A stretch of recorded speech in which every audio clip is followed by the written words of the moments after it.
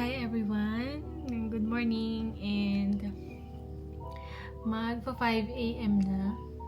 Yan, matatapos na yung shift ko. And wala na akong masyadong ginagawa. Natapos ko na.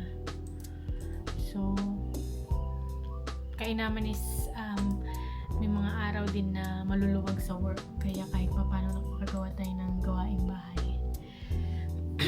So, syempre sayang yung oras, diba? Syempre, gusto pa rin natin maging productive kahit nasa bahay tayo. So, yun, 5 AM na and medyo nakakaramdam na rin ako ng antok pero maya-maya pagka naka-out ka na. Yung tipo bang pag nakahiga ka na, tsaka ka naman parang ang hirap ng matulog. So, pakita ko, ito nga pala yung setup ko sa work. Yan. Nothing fancy. So, ayun lang. Simple lang siya for now. And, ayan. Dito lang ako din sa, sa living room namin. Living room sa sala namin. Nagwa-work. So, dahil nga panggabi naman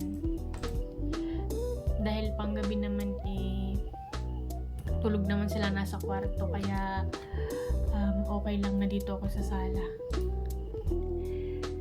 So, ayun na nga, dito ako sa sala nag-work kasi ako lang naman mag-isa dito pagka gabi dahil nga naman syempre tulog sila sa gabi.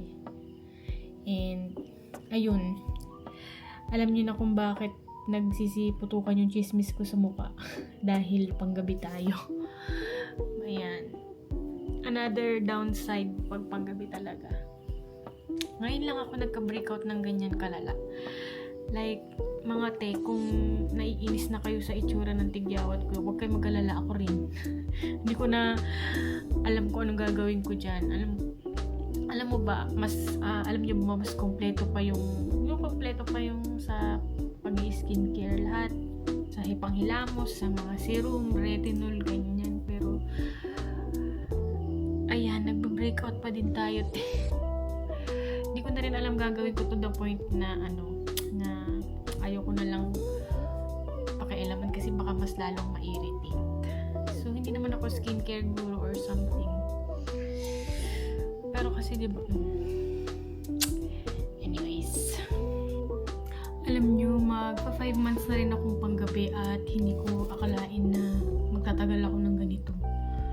Kasi parang dati, ang pinakaiiwasan ko talaga sa work is yung magpanggabi. Pero dahil nga, work from home naman siya tinanggap ko na din. So far, okay naman. Kahit papaano, nasasanay na rin sa schedule. Kaya lang, syempre, ang lang talaga is yung pagtulog mo. Kasi syempre, ako pa rin nag-aalaga kay Samsam sa araw. Syempre, kaya yung tulog ko is hindi talaga totally diretso. At saka wala naman kaming yaya mga bi. So, ako pa din ang nag-aalaga din. Syempre, sa mga gawaing bahay. So, ayun. Syempre, nagsabi naman ako kay Aaron na kailangan ko rin ng tulong niya sa mga gawaing bahay. And, ayun. Surviving naman for 5 months.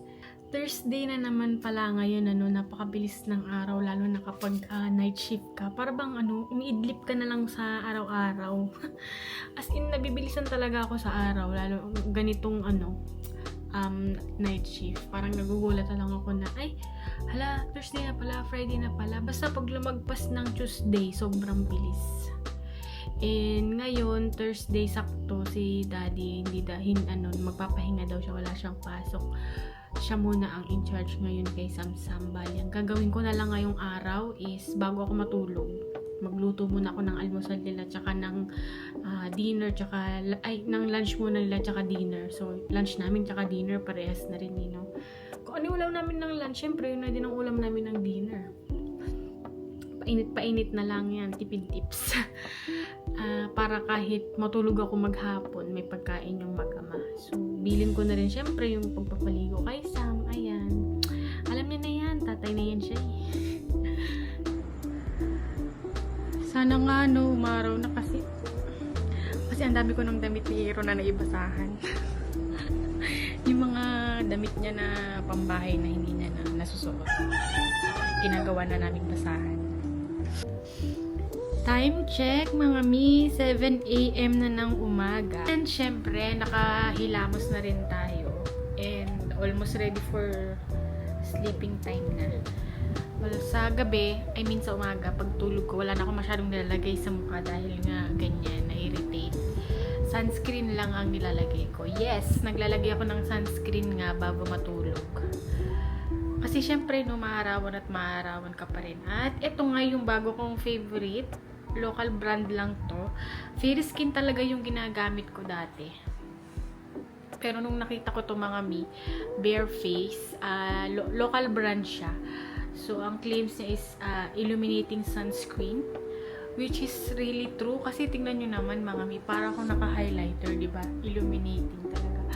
Parang ngayon, nakikita nyo yung mga makikintab-kintab na yan mga mi, yan siya. At saka very moisturizing siya mga mi, hindi siya nakaka-dry. So, ayan. Balikan mo ko mga mi kapag hindi siya nag-illuminate, tsaka dry siya sa skin. So, ayan. Mauubos ko na yung isang bottle, mga mi. Ayan. Favorite ko ito. Maya-maya talaga akong nag-a-apply niyan sa araw. And, nakapagluto na rin ako, mga mi. Kaya siguro naman pwede na tayo mamahinga. Ang niluto natin ay, syempre, ang paborito natin, adobo. Chicken adobo na merong atay. Ayan. Dinamihan ko talaga yung sarsa para kay Sam kasi gusto niya ni, paborito niya ni. 'Di ba? Sarap, no? Ayan. Nakapagsaing na rin tayo, mga mima. Ayan. Sa gabi, yan, opisina ko yan. Sa umaga, saingan namin yan. Syempre, limited lang yung space natin. Kaya, yan siya. Tsaka nga pala, isang linggo na halos umuulan dito sa Bataan, mga mi. Pakita ko sa inyo kung gaano kadilim sa labas kahit alas 7 na. Actually, maliwanag naman na pala. Ayan. Yan yung aming labas ng bahay. And syempre, dahil nga isang linggo nang umuulan, meron na kaming mini Pasig River dito sa balkon namin. Yan, bumabaha talaga siya kapag tag-ulan. Kasi wala namang harang dito sa balkon namin. Yan. Tsaka na namin yan siguro, wawalisan kapag umaraw na. Kasi mabilis lang talaga yan magbaha.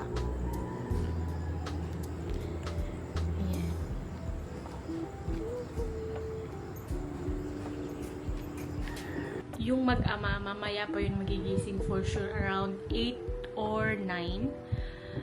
So, hindi na ako nagluto ng almusal nila kasi pagising nung mga yun, mag-iitlog lang yun tsaka tinapay. Kasi usually 9, malapit na din naman sa lunch yan eh. Kaya pag almusal, nasanay na rin na light na lang yung kinakain. Inaantok na rin talaga ako. Kaya sana, paghiga ako, makatulog ako kaagad. Kasi, dalawa lang naman yan eh. Kapag kahiga mo, it's either makatulog ka kaagad or hindi ka makatulog pa. Minsan inaabot ako ng mga alas 12, alauna, nakikipaglaro lang kay Sam bago matulog. Tsaka yung nap time niya, sabay na kami matutulog. Kaya hopefully, sana ngayong araw, dahil wala namang pasok si Dada, sana maka 5 to 6 hours tayo. Ayan, masaya na ako sa ganyang tulog. So, good night! Morning, guys! Hi, Sam. Morning. Sarap ng buhay eh.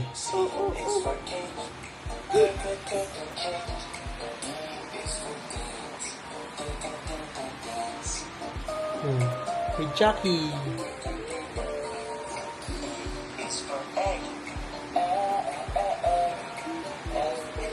Tignan nyo itong apo nyo. Ginagawa.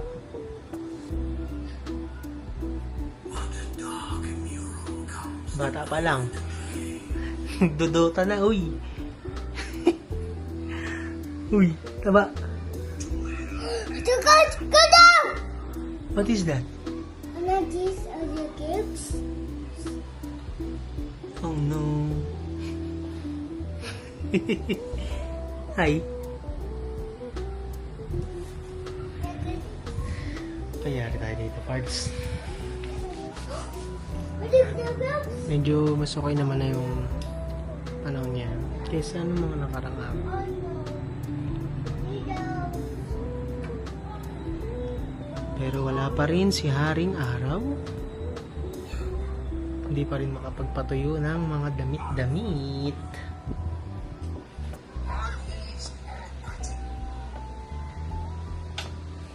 Adik ka na dyan, ha?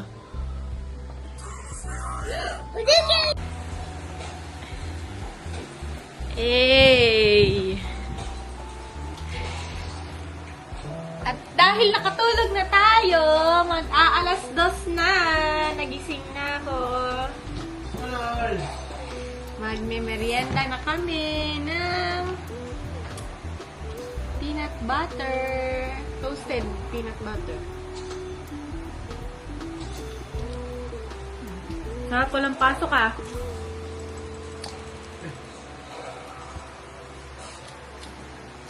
Hi ka naman po, sir. Say hi, Sam. Hi. Ay. Bali, almost 8 hours of sleep na din. Natulog ako 6, 7, 8, 9, 10, 11, 12, 1, 2. Uy! Almost. Pwede na din. Pero kaya lang nga, may alas 9 pa ulit yung pasok ko mamaya eh. Kaya for sure, sana makatulog pa ulit kahit isang oras. Kasi ang aga ko nagising. Ganun talaga. And still, maulan pa rin. Pakita ko sa inyo yung ulan. Grabe, ang OA ng ulan. Ang lakas-lakas. Hindi na tumigil.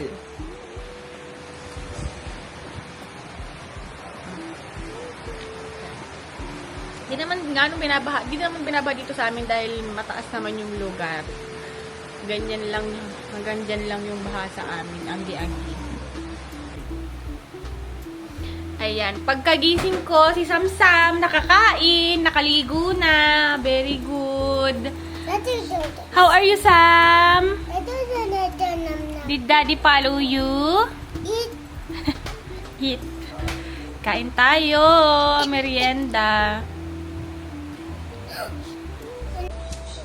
Merienda tayo mga mare. Wala pang masyadong ganang kumain. Pagkagigising ko yung tinapay lang. Eat.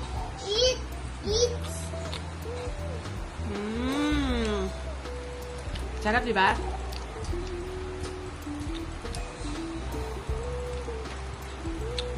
Try niyo mga min. Toasted peanut butter. Tostado yung tinapay. Tapos lagyan nyo ng peanut butter. Kaya nagkakatigyawat eh.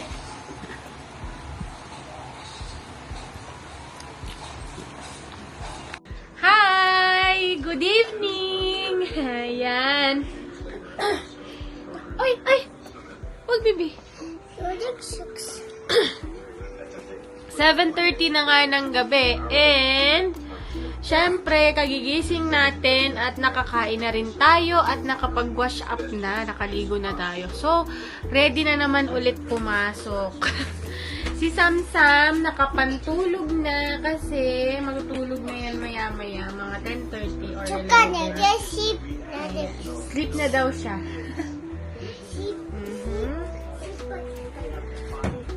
Ayan. So, ganyan lang tumatakbo yung buhay namin talaga sa maghapon. Kakulong lang sa bahay.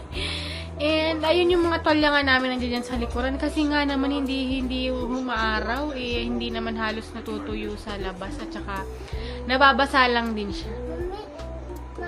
So, ayun nga. Mami.